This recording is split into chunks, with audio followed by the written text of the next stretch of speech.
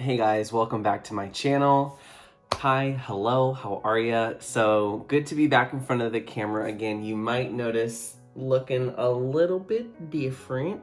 So I chopped off all my blonde. My roots were growing out and I was due for a touch-up, but I was like, I really just wanted to do something where I was just like, let me just start over. Let me just kind of go fresh. And that's kind of the beauty of having short hair, is that you can, you can be like, hey, I'm going to chop it off. I'm going to grow it out. I'm going to dye it blonde, but then I'll go back to brunette. Like, no big deal. Very non-committal. So yeah, so I'm back to brunette and I'm going to rock this out for a minute. It's kind of nice to be able to just kind of have my own natural hair out. So shout out to the people at Wexford who hooked me up and also snatched these brows too, because I have a very delicate, youthful face, so sometimes those heavy, full, rich brows are a little too much. So this is a little bit more me, and so yeah, so I look a little different.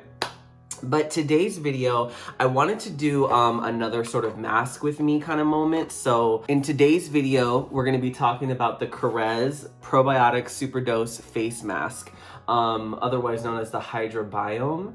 And this product is one of those products that like doesn't get super hyped about, but it's just like a really, really good product. And Korres does not get enough love. It's definitely a clean skincare line. I mean, it was out there being a clean skincare line before a lot of the other brands like blew up, and like natural really wasn't still like a thing and sort of the standard now for a lot of skincare. So I've always had a little spot in my heart for Korres, but I wanted to do a video with this mask in particular, and I wanted to do a little chit chat with you guys. I got really good responses and engagement from the last mask I did with the Herbivore Prism, and the comments and the feedback was really great, and you guys really appreciated like the real talk I kind of had with you guys. So I definitely want to do that again. That's also part of the reason that's a big part of the reason that I joined, is to be able to have really cool discussions and connect with other people. So, but yeah, we're gonna jump into this mask right here. And before I slap this sucker on, I wanted to just tell you, it is a probiotic face mask with Greek yogurt that rehydrates, reduces redness, and rebalances the skin's natural protective layer. So, the mask works to fortify your skin's natural protective layer, often broken down by stress, pollution, diet, and more. Through a clinically tested blend of superfoods, hyaluronic acid, and skin balancing technology, it improves elasticity, radiance, and texture for a revitalized, healthier look. So it has Greek yogurt to soothe and cool the skin, and it has a dose of pre and probiotics to nourish the skin. The microbiome rebalancing technology.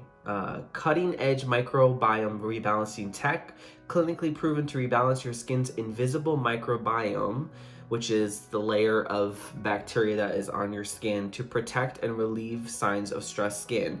And it also has lactic acid, which is a natural AHA that is a resurfacer, and it just like gently eats away at dead skin. So so it's gonna help with hydration, soothing, calming, sort of a reset button for your skin. It's also gonna eat away at some of the dead skin on your that may be laying on top there. So that's really, really nice. And yeah, so I wanted to kind of share that with you. It also has none of the following: no sulfates, SLS and SLES, parabens, formaldehydes, formaldehyde releasing agents, phthalates, mineral oil, retinol palmate, oxybenzone, coal tar, hydroquinone, triclosan, triclocarban, silicones, or tested on animals. May contain traces of wheat nuts, suitable for vegetarians, recyclable packaging, cruelty-free, and dermatologist tested. So we like that. So that is the 411 as to everything that's in here. And I can also tell you too, guys, this mask is not only just great on the skin, it's just one of those things that like, it's my reset button. When my skin is feeling all types of janky, especially when I feel like the weather is acting up and it's switching from hot to cold, this is also what I use to keep my skin level, and so I don't have like rosacea flare-ups. And a little trick that I do is I actually like to keep this mask in the fridge. So I like to put it on cold. It definitely is extremely, like, it feels like amazing on the skin. And I talked about this in like my last video with the mask with me, with the Herbivore Prism, but I like to use a brush or some type of tool to apply and put it on the skin. And this mask is really rich and hydrating. And so I think that this mask is gonna be it. And I need to, let's see how long. I know I have to leave it on for a certain amount of time. It feels so good cold. It's incredible on the skin. Slather a super thick layer on dry, cleansed face, avoiding the eye area. Check. Face is dry, cleansed. Before I put this on. And I'm gonna make sure I slather this on very thickly. Because I like to let this sucker cook on the skin. And I am in my 30s. And I'm out here trying to fool y'all. I'm trying to make y'all think I just got out of middle school, okay? I am a 8th grader going into 9th grader. You don't know nothing about me. I'm fresh out of school, fresh out of the Sandlot, fresh out of the jungle gym. That's what I'm trying to make you think about me. So I'm gonna slather this baby on there nice and thick. So, super thick layer. Leave for 10 to 15 minutes, rinse off thoroughly, use as needed 2 to 3 times per week. For use overnight, apply a thin layer before bedtime in place of your moisturizer. Keep the mask in the fridge for an extra cooling sensation. Yo, I've never read that before. I've never read this until now. I'm reading on camera. I'm just so intuitive. My psychic SBS business, whatever, is just going off. See, I already knew that. I like to put products in the fridge. It's a great way to really level up your skincare and give it that extra oomph, is by putting products on your face that are cold. Especially any products that are about like soothing, calming, you know, balancing. I also put it in the fridge because, yes, I'm sure it already has like some stabilized agent in there to keep the probiotics and prebiotics like fresh. But you know, I also take refrigerated probiotics just for my body and for my health. And I always feel like, you know, if it has probiotics in it, like, why not refrigerate it? Refrigerate it, keep it cool, keep it nice and chilly, so you can keep those little germs and bacteria alive and fresh. All right, I am slathered up. I'm a good old slathered turkey, honey. You can just pop me in the oven. All right, and then the other thing I'm gonna do, just because I always like to just do this anyways, and it's just a great like eye prepping treatment for makeup or just when you're feeling tired. You know, I just wanted to take some time to kind of talk about something that I think is really important to me. And while this mask is doing its job, you know, I think that beauty and our society's obsession with beauty, I mean, us as humans and the search for beauty, I think there needs to be a conversation about like how beauty is subjective. And you know, yes, beauty is in the eye of the beholder, but you know, I think beauty is more than just an aesthetic. I think it's something that radiates out of people. I think it's something that can be described about a numerous number of things. You know, you can describe something that might seem sad and morose as beautiful. You could describe something that, you know, other people might find maybe really jarring, but I think beauty can have those moments of wonder, awe, and I think, yeah, beauty looks different to every person, but I think it's important that when we talk about what beauty is, I think it's important to remind ourselves that beauty is not just an aesthetic. Like, yes, it can be, but I also think that beauty is also a virtue. And so what I mean by that is, you know, like I say, like, you know, I think what's truly beautiful is not what we look like on the outside or what we put on ourselves, but what's truly beautiful, in my opinion or perspective, is how we live our lives. And to me, I think beauty is not just what we look like. And I think it's important that we start to think about things as being beautiful, or if we think about what is beauty, you know, there's a lot of people in the world that don't get told that they're beautiful, that don't think that they're beautiful. Maybe they don't get that external validation that they're beautiful. But, you know, you have to have internal validators. That's how you create a sense of self, and self-assuredness is being able to have those things inside of you that make you feel like you're of value and worth. And, you know, it's not always about beauty, but you know, since this is a beauty channel, I think it's important to talk about it. I think, you know, a lot of people struggle with that. They struggle with the idea of feeling attractive and feeling desirable, you know, because maybe the way that their body is shaped, maybe the way that, you know, the features that they were born with, their skin, you know, the size of their body parts, you know, whether it's smaller, it's bigger, it's thicker, it's thinner, you know, the way that the beauty industry, and it obviously doesn't help too that we have the beauty industry, the fashion industry that promotes ideas of what is attractive, what is in, and what you need to look like in order to be a part of to be seen as elevated, to be seen as desirable, to be seen as wanted, to be seen as attractive, and ultimately what is beautiful. And I think it's really important, like many things in our lives, but I think especially with beauty, it's important to have internal validators to help you sort of let you know that this is beauty to me. Beauty means being kind to others. Beauty means the way in which I choose to express myself. Beauty is about how I am compassionate. Beauty is about how I am open and non-judgmental, and beauty is about being accepting and being inclusive and genuinely caring about other people's experiences and being sensitive. And like, that's beautiful to me, and that's what I think what makes me beautiful, right? Like, I think there are plenty of things that make me beautiful, and I know I'm also speaking as a person that has some sort of pretty privilege. Like, not that I think I'm like a 10 out of 10 or some supermodel, but I've had enough external validation to know that people will see me as attractive.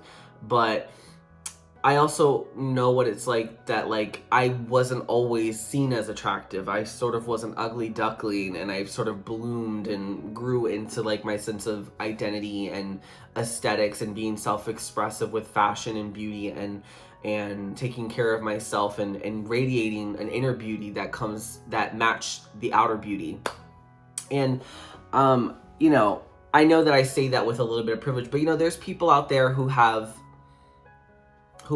experiences in this world that we'll never know about, that some of us may never know about. I mean, we could do our best to be empathetic and relate, but there's people out there in this world that, like, they have disabilities, they have mental and cognitive impairments, and, you know, it causes them to be looked at and seen differently and to be treated differently. And you know, there are people who have body dysmorphia and struggle with the way they look, and they see one thing in their body, and other people see another thing. Like, there's people in this world who have completely different experiences and who have genuine struggles and have been made to feel like they're not of worth and value because the way that they look doesn't fit in with what is seen as beautiful or as attractive, especially depending on what country and, you know, cultural sort of experience you've had. But that's why I think it's important to see beauty as beyond the physical. I think you have to be able to see what is beautiful for how people choose to act and show up, because I think of some of the most beautiful people that I've met personally, and people that I think are, like, when I say someone's beautiful, like, a lot of times for me, like, I don't really say that about someone, like, physically. Like, to me, it's a match of either the physical and what's on the inside of them, or it's really just all about what I think, who they are as a person. And to me, you know, I think that comes with having an open heart and an open mind. So I think it's important that we start to look at that, engage, and say like, this is beautiful to me. And I get that we're all in different parts on that journey, but I think it's important that we check in with ourselves to be able to say like, this is what it means to me. And I'll take it even one step further. And I think, being attracted to certain type of people and having certain type of attractions, I think that when you say that only certain type of people are worthy of your attention and time because you only find this amount of people attractive as opposed to the other people out there, like, I get it, certain things influence what you find attractive, but just like certain things influence you as to what you find to be attractive, it's also the same thing with certain things will influence why you like certain foods over the others, and certain things will influence why you like certain things will appeal to you more than others. Absolutely. But it's okay to know that like these certain things appeal to you, but I also would challenge that and say like, why do you not feel that certain other people or certain other things are not attractive? Why? And I think it also correlates to the way in which we view the world and how we view ourselves and view others. I've noticed that over the years, as the years have gone on, like what I find attractive and what I find beautiful has evolved and shifted because I've evolved and shifted, because I've started to see the world differently. And where before I would only be attracted to certain type of guys who look like this, talk like this, like I don't feel like that anymore, nor do I feel like that's important. Like, I think what I find now attractive in guys is a lot more vast and a lot more varied. And now I see different guys from different walks of life, different gender identities, different races, different religious backgrounds. Like there's so much that like I think that like I keep my heart and mind open to, and I feel like that's a direct correlation, because I think that that's important, to be open-minded, and not just open-minded about ideas, but keeping your heart open, right? Like I'm a Buddhist, and I want to give out and be a source of radiant, compassionate love and kindness in the world, and that's really important to me.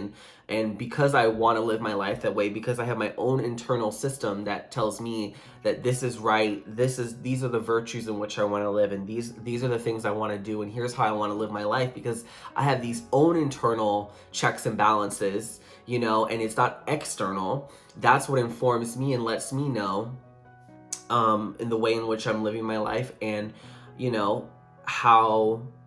how I find beauty now in so many things and so many people and so many different walks of life and experiences. And I think that that's something we have to think about. You have to actively challenge yourself, right? And so even if I am right now, I'm very broad, if I brought it back down, right, and I said, why do you feel that only these type of people, or these type of guys, girls, whatever, why are these type of people, why is this one thing attractive, right? Like why is this so much, right? Like if you find yourself like obsessing about something or really sticking to a certain type of type, like it's a lot deeper than that. It's a lot deeper psychologically. And so, to kind of circle back to my point about beauty, I think it's important that we have our own definition of what is beautiful and what does that mean to us, and how do you live beautifully, right?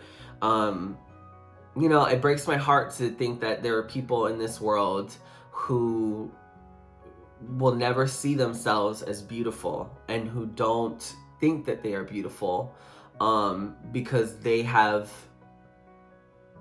unfortunately, there have been too many external circumstances and factors that have influenced them internally.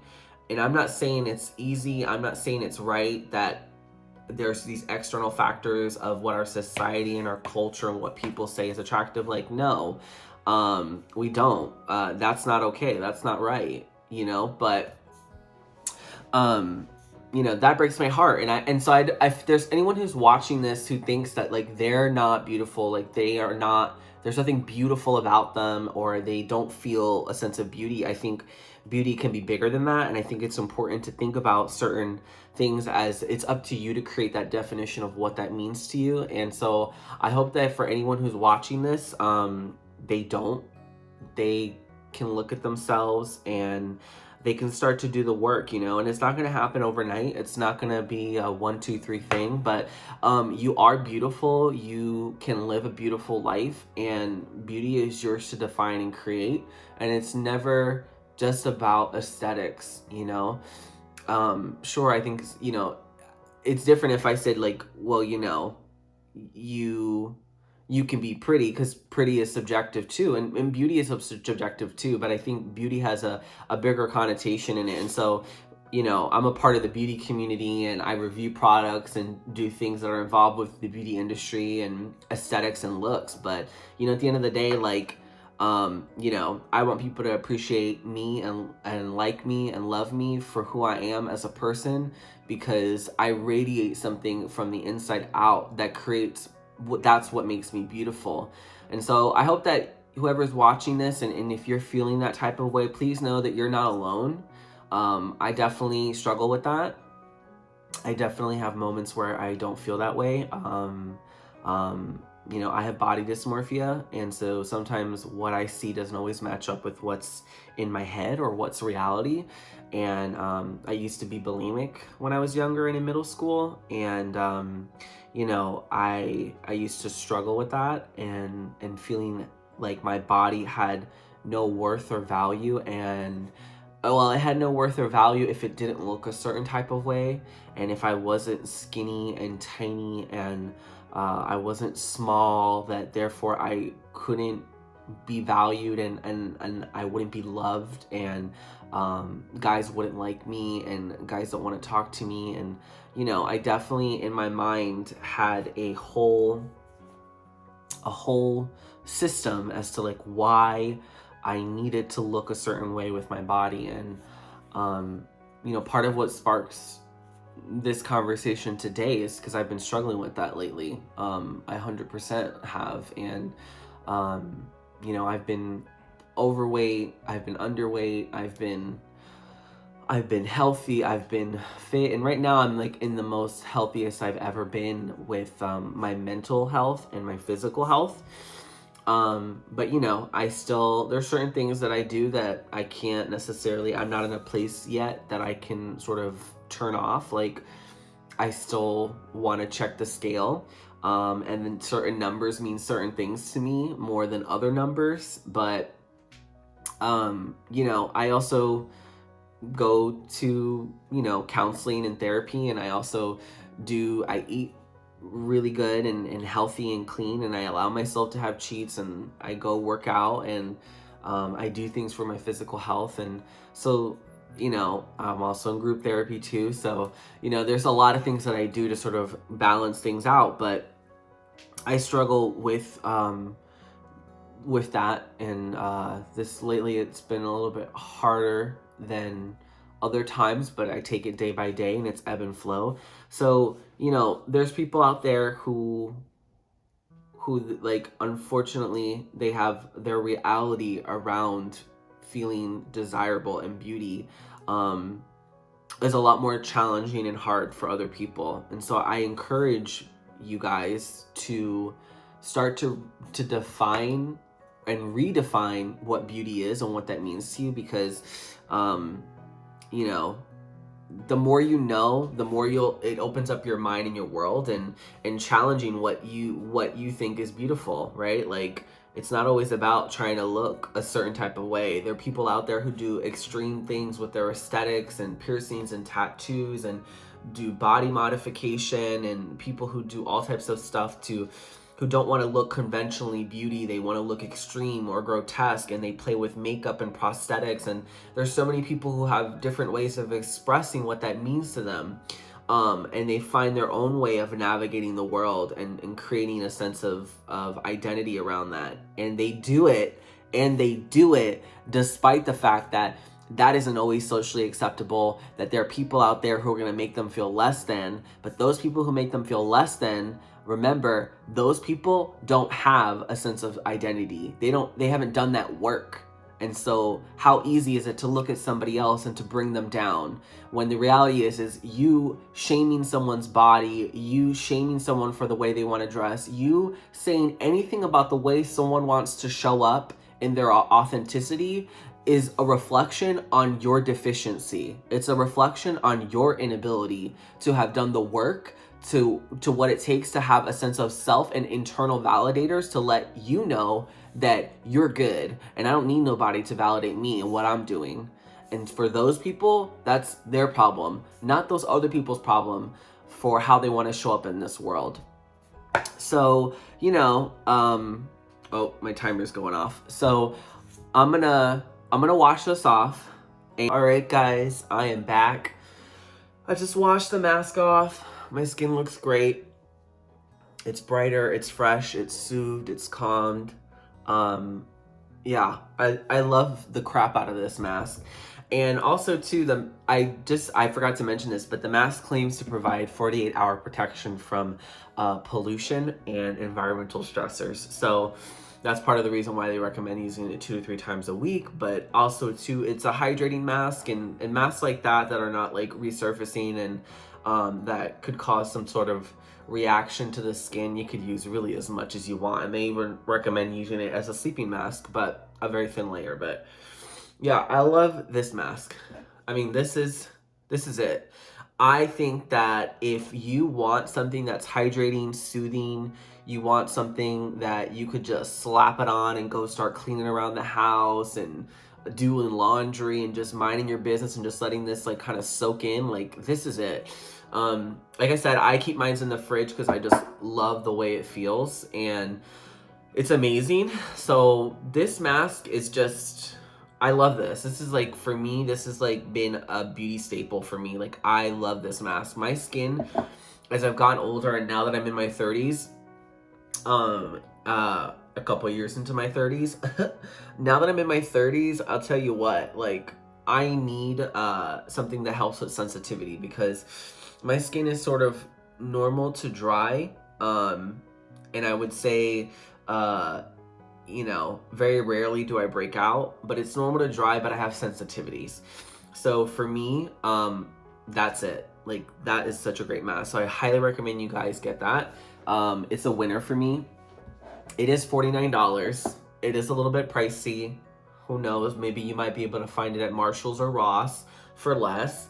Trust and believe, I scrounge always looking in Marshalls and Ross trying to find the good stuff, you know what I'm saying, at that good price point. So but yeah, that mask is a winner, and for 49 bucks, like this, I think this, for how many ounces in this? This is 3.38 ounces. This can go a really long way, and I think this is definitely worth the money and the investment. And this is definitely like, this is a game changer for me. Like this really like makes such a difference with my skin, very noticeably, not just on the short term but the long term. So yeah, this mask is it. And you know, I also just want to say that, you know, I say this at the end of my videos, you know, stay truly beautiful, you know, stay truly beautiful. And that's what I mean by staying truly beautiful, is what I talked about in today's video, is that like, be beautiful no matter what you wear, what you put on your face, no matter how you want to show up with your aesthetics, like, you know, that doesn't matter. Stay beautiful by living beautifully, by creating and redefining what that means, and living a life of beauty and virtue. And so yeah, I hope that stays with you. I hope for anyone who's struggling and doesn't always feel their best, I hope that you hear this and you know that like your value and worth goes beyond any sort of validators for whether or not you are beautiful aesthetically, but you need to know that you're beautiful because of who you are as a person, how you show up in the world, regardless of what's on the outside and what you may feel. So, you know, I just want you to know that it's very important, and you need to understand that, and you need to own that. So, thank you guys for tuning in and watching. I will see you guys on the next video. Videos are every Friday at 10 a.m. Eastern Standard Time. So thank you so much, and stay truly beautiful, my darlings. I'll see you on the next one.